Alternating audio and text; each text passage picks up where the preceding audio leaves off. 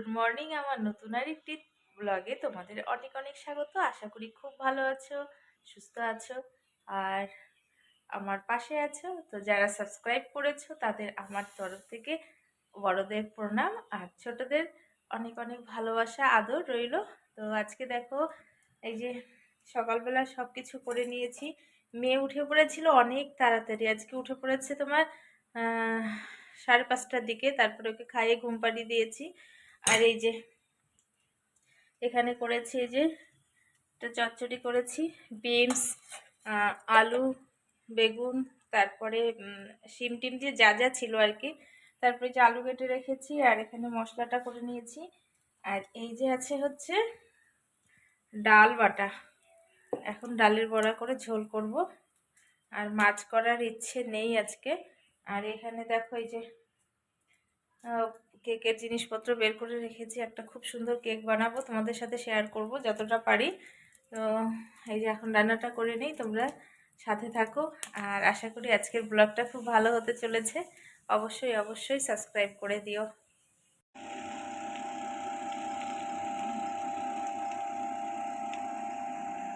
এখানে দেখো ডালের বড়া করেছি, বড়াগুলো ভেজে নিচ্ছি সুন্দর করে। আর এগুলো ভাজা হয়ে গেছে আর এই পাশে ভাত বসিয়ে দিয়েছি। তো এটা হচ্ছে রাইস অয়েল দিয়ে ভাজছি। জানো, রাইস অয়েল নাকি খুব ভালো স্বাস্থ্যের পক্ষে, কিন্তু আমাদের এগুলো ভাজাভুজি করলে, যে কিছু করলে একটা কেমন একটা গন্ধ থাকে না, খেতে পারছে না। আর এই যে ডাল বাটা করেছি, এটা ধোয়া জলটা রেখেছি, এটা ঝোলে দিয়ে দেবো।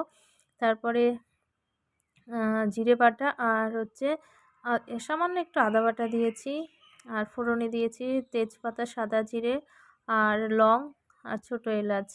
বড়ার ছোলে না সবসময় লং দু একটা ফোড়নে না দিলে ভালো লাগে না। তো ফোড়নে লং দেবে, দেখবে ঝোলটা অনেকটাই টেস্টি লাগে। দেখো এখন কেক বানাচ্ছি। কেক বলতে ব্যাটারটা করে নিচ্ছি। এই যে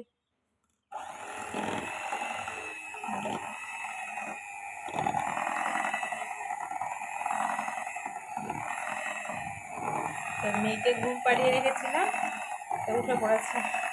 তো মা আছে ওর কাছে, আর আমি কেকটা বানিয়ে নিই।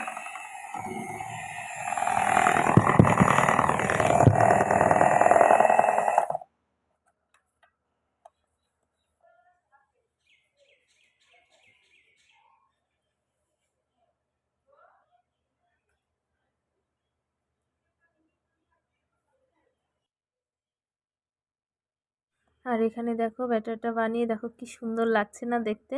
এগুলো তিনটাতে ঢেলে নিচ্ছি। আর এই যে যে পাশের বড় ক্যানটা দেখছো, এটা অনেকটাই বড়, এখানে দুটো কেক হয়ে যায়, কিন্তু অনেকটা টাইম লাগে যেহেতু অনেকটা ব্যাটার দিতে হয়। তো ভীষণ সুন্দর লাগে। আর আমার না কেক বানাতে বানাতে কেকের গন্ধ একদমই ভালো লাগে না। তো কী করা যাবে, অর্ডার আছে আর নিজেদের পরিবারের আর্থিক অবস্থার জন্য তো করতেই হবে, তাই না বলো?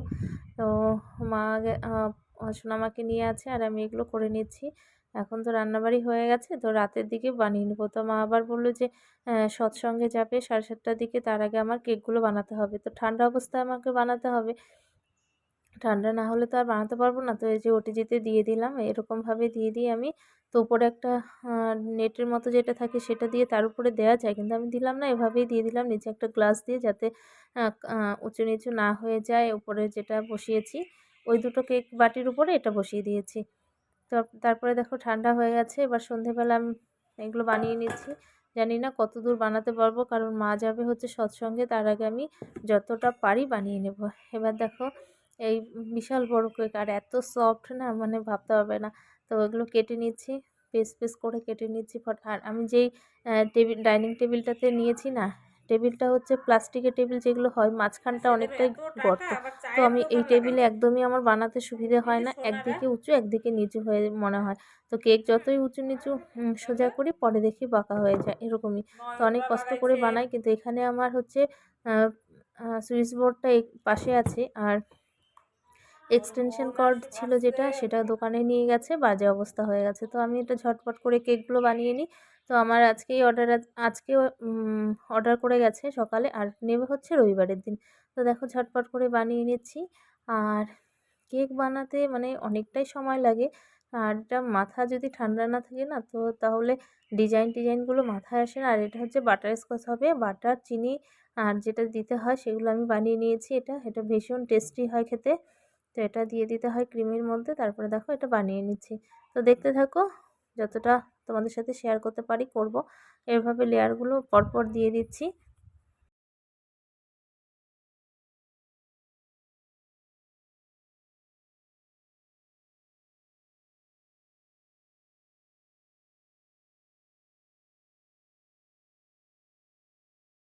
তারপরে দেখো হালকা পিঙ্ক কালার করতে হবে।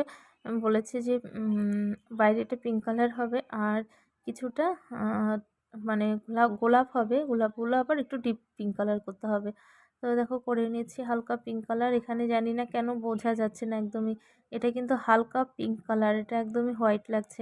তারপরে দেখো আমি মাঝখানে আর তোমাদের দেখাইনি, এই যে এরকম বানিয়েছি। এটা এখনো কমপ্লিট হয়নি, এটা পরে বানাবো।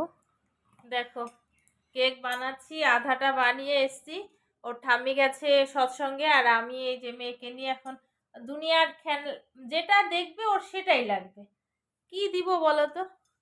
তো যা যাচ্ছে এটা দিচ্ছি ওটা দিচ্ছি, কিছুতেই থাকছে না। আর বাইরে হাত দিয়ে দেখাচ্ছে বাইরে যাবে, ওই যে খেলা হচ্ছে মাঠে, এবার খেলার ওখানে মানে ওই মাঠের ওই লাইট টাইটগুলো দেখবে। এই কত কিছু, এই বিছানা ছড়ানো, আর এই যে খাটের ওই পাশ দিয়ে সব ফেলে দিয়েছে, তাই না পাপা? দুষ্টু দুষ্টু হচ্ছে। আরো দুটো কেক বানাতে হবে, কখন বানাবো জানি না। এবার বাবা এসছে চা খেতে, বাবাকে চা দিতে হবে, ভাত বসাতে হবে, আবার কেক বানাতে হবে। এই বাচ্চা নিয়ে আমি কি করে করি বলো তো। এখন না মনে হচ্ছে কেকটা বানানো বন্ধই করে দিতে হবে, মানে বাচ্চা নিয়ে আমি আর পেরে উঠি না জানো। রান্না বাড়ি, সংসারের কাজ, অফিস, এগুলো সামলে কেক বানানো আবার বাচ্চা দেখা, আমি একদম পাগল হয়ে যাচ্ছি। তো চলো আর কি করা যাবে। তারপরে দেখো এই যে বাবার জন্য জিলেপি এক ধরনের, এটা খুবই টেস্টি জিলেপি, আর বড় এক কাপ চা, বিস্কুট, নিমকি, এগুলো সব ছাদে নিয়ে যাচ্ছে বাবা। ছাদে দেখছে হচ্ছে খেলা, তো ওখানে দিয়ে আসতে যাচ্ছি। অ্যাকচুয়ালি কি মা সৎসঙ্গে গেছে, মেয়েকে ঘুম পাড়িয়ে আমি চট করে আসছি। মানে কি বলবো, বাড়িতে না আমার বরকে বললাম একটু থাকতে, যে আমি কেকগুলো বানিয়ে নিই, ও থাকলো না, এখানে ওখানে কাজের বাহানা করে চলে গেল। প্লাস ক্রিম আনতে বলেছিলাম সেটাও আনতে দেরি করেছে, যার জন্য আমার এই অবস্থা। আবার কালকে সেই বাটি ঘটি সব ধুয়ে রেখেছি, আবার ওগুলো সব কালকে নিয়ে বসতে হবে। তো কি করা যাবে, যাদের যত সুবিধে দেওয়া হয় তারা ততটা পেয়ে বসে, এটাই আর কি। এবার দেখো এই যে আমার ছেলে কেন বাড়িতে আসতে চায় না, আমার বাপের বাড়ির ওখানে হচ্ছে বাউল গান। তো বাউল গানের ওখানে বিশাল প্রোগ্রাম হয়, সেখানে মেলা বসেছে। এই মেলায় দেখো এই জাম্পিংয়ের এগুলোতে সারাক্ষণ এগুলোতে খেলছে, এগুলো টিকিট কেটে আবার ঢুকতে হয় 30 টাকা। তো ওর এক মামা আছে, মামার সাথে ওখানে আছে। তো আজকে বলেছি যে আসার কথা, আর্ট আছে কিন্তু আসেনি, আর্ট ম্যাম ঘুরে গেল। আর রাতে কালকে আছে হচ্ছে আবৃত্তি। তো বলেছি যে আবৃত্তি 12টার সময় হবে, তার আগে তুমি বাড়িতে পৌঁছবে। এই যে দেখো এত মজা রেখে কি এখানে আসতে চায়। তো এর জন্য আমার ছেলে বাড়িতে আসে না। আর ওর মামুনি, দিদুন, মামা ভীষণ ওকে ভালোবাসে, যার জন্য বাড়িতে একদমই আসতে চাচ্ছে না।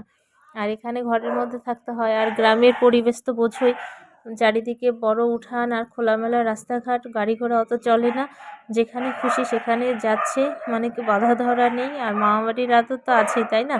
তার সাথে মিলে এই সমস্ত করে করে ও উম, মানে মামাবাড়িতে আছে। আর পাশে বাউল গান হচ্ছে, ওখানে বিশাল মাঠ, প্যান্ডেল হয়েছে, মানে ওখানে যত বাচ্চারা আছে।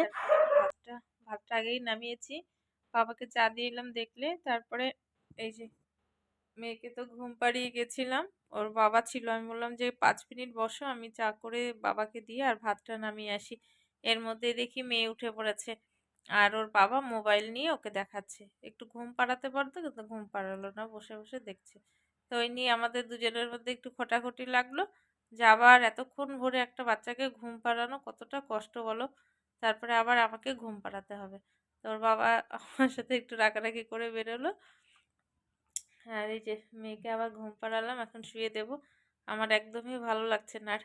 তো চলো, আজকের মতো এই পর্যন্তই, আবার দেখা হবে নতুন একটি ব্লগে। তোমরা সবাই সুস্থ থেকো এই কামনা করে আজকের মতো ভিডিও শেষ করছি।